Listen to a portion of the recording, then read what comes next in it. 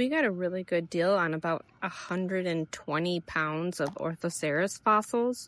Some of these are pretty nice sized pieces, and some of them are just partial little fragment pieces. But it did give me a lot to work with, so I wanted to try a couple different methods to prepare these for sale or display. Orthoceras are extinct carnivorous cephalopods with distinct cone-shaped shells that lived about 400 million years ago. These shells fossilized well and were called orthocones, and they contained the soft part of the animal in that triangular shell. And then tentacles came out of the other end, which were used for hunting in their marine environments. Orthoceras had many different species that lived all over the globe, so I'm guessing, based on the way the segments look in these different pieces I've just picked out to show you here, that I do have several different species in my new collection of the raw specimens.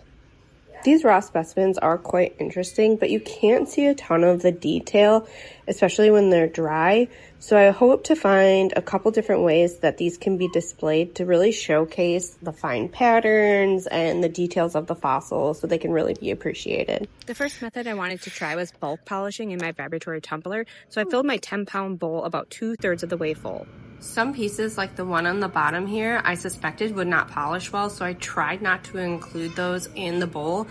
And then I went ahead and dropped it in there anyway, but luckily before I started the first stage, I remembered to take it back out. I filled about 1/3 of the bowl with ceramic media. I wanted to make sure I had a lot of cushioning since I don't really know the hardness of this material. And then I added 4 scoops of 220 grit and enough water to make sure everything would move properly. I usually stay and watch to make sure everything is moving freely and that all the grit gets dispersed relatively evenly before I put the cap back on. I forgot to check this before bed, and let me tell you, it also smells. Okay, it's still not moving great, but it is at least wet, so I'm gonna let that water kind of work its way through. I did also add some borax and a little bit more of the ceramic media. Alright, I gave it a little bit of time to work through, and it definitely did. I also just cannot emphasize enough how oddly fishy this smells every time I open it. Blech.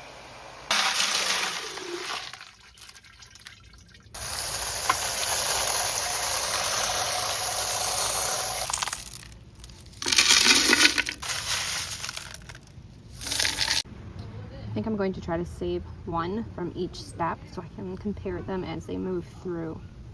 So this is the one I'm going to set aside, I think. 3 tablespoons of 500 grit.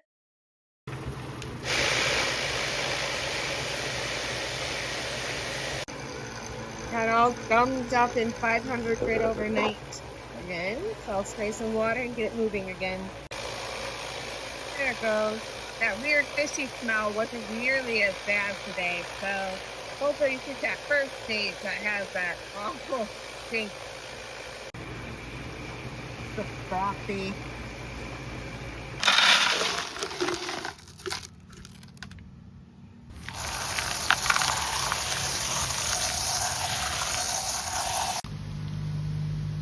This is after 500. I really like the pattern.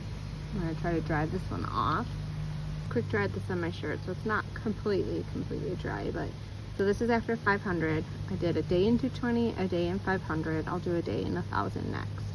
This one I'm going to keep aside as comparison at the end. So look at those patterns. They do sometimes break.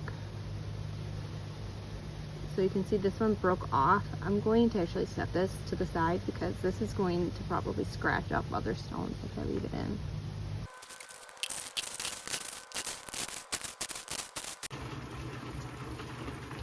Adding sugar. Sugar is a part of my soft stone protocol. It just sort of helps cushion everything a bit better and even slows down the movement of the bowl a little bit. So I added about 3 tablespoons of 1000 and an equal amount of sugar to this.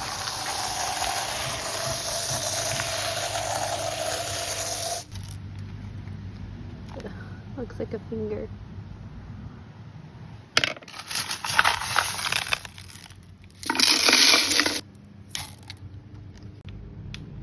This is the one I'm setting aside. This is after Is it 1,000? Yeah, after 1,000. So I put in about 2.5 tablespoons of polish, and then I'm going to do sugar as well. I'm doing the sugar because I don't know how hard these are, and I figure better to use a soft stone protocol that won't hurt a harder stone than to use a hard stone protocol and have it not burn.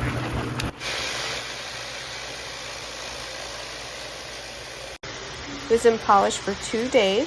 Then I added some water, some borax, let it mix through, and then got ready to rinse it.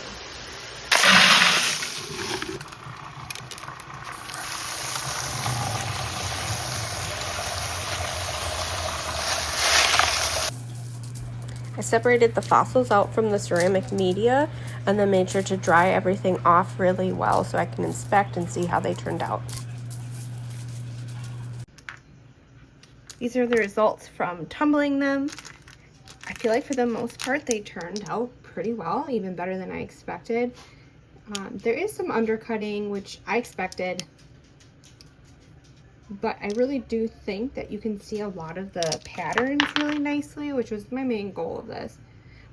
They're definitely not shiny, but you can see the patterns, you can feel texture on them.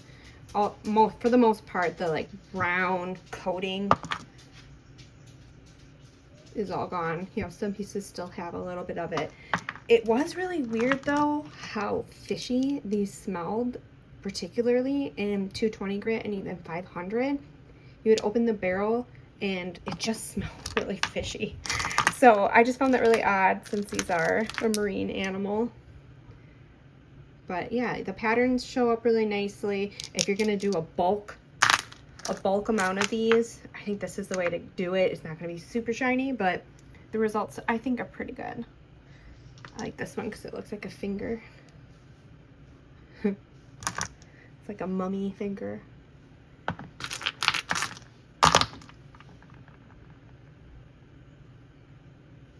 I'll just show off some of these.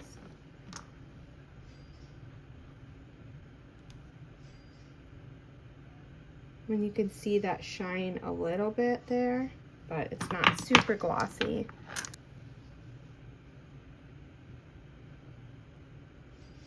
I like how dark this one is. Now I want to compare how they looked after each stage, so I'm going to line them up in the order. This is 220, and the main thing about this stage is it took off that outer rind, and then this is 500 compared next to it. You're still not going to see any shine on these. This next one is after 1000. Again, I'm still not seeing any shine after that stage. And it wasn't until this first 24 hours in polish that you start to see a little bit of a shine on it.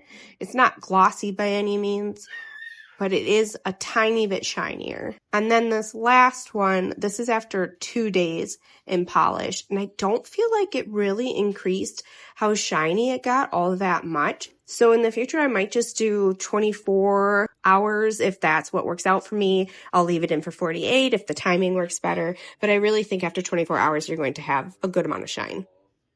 Next, I wanted to polish a piece on the flat lap and see how that compares to the tumble polish pieces.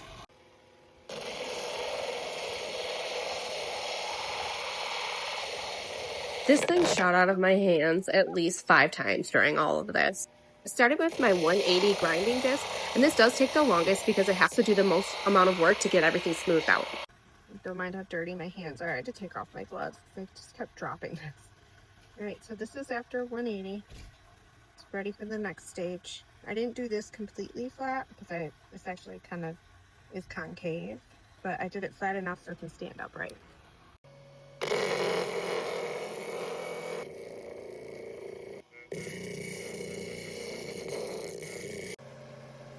Alright, that one's after 300. Now on to 600.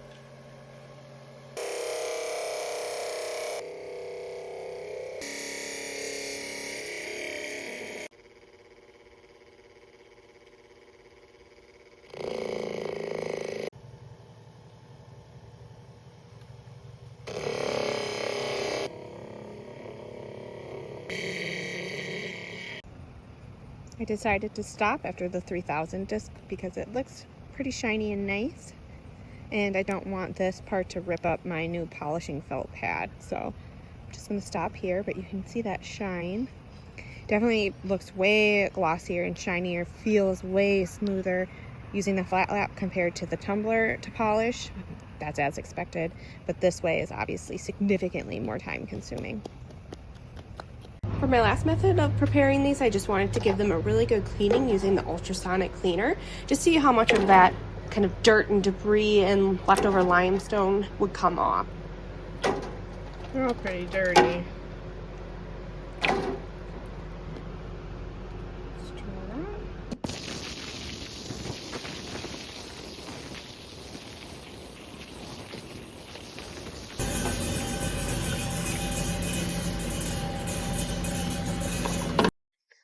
These are fresh out of the sonicator, dried off. They are a bit more clean, but definitely don't have like, any sort of super clean or super polished look.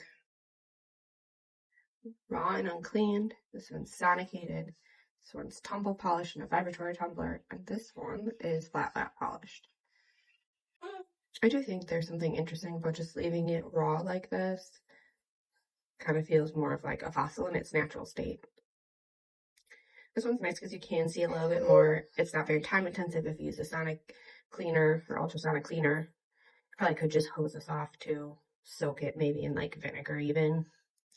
Using the vibratory tumbler to tumble polish these is probably the least time intensive for the amount you get. Like I got probably 7 pounds of polished ortho fossils. But it's not super smooth. It doesn't really take care of any imperfections. You can't target on any particular area. But I do think this is the most bang for your buck, and you do get a bit of a shine.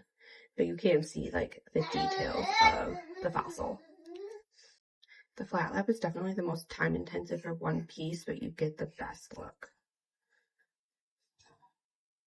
I think this would be, worthwhile if you're selecting a few to polish yourself or want to highlight some to sell, but I wouldn't want to do this for every single piece.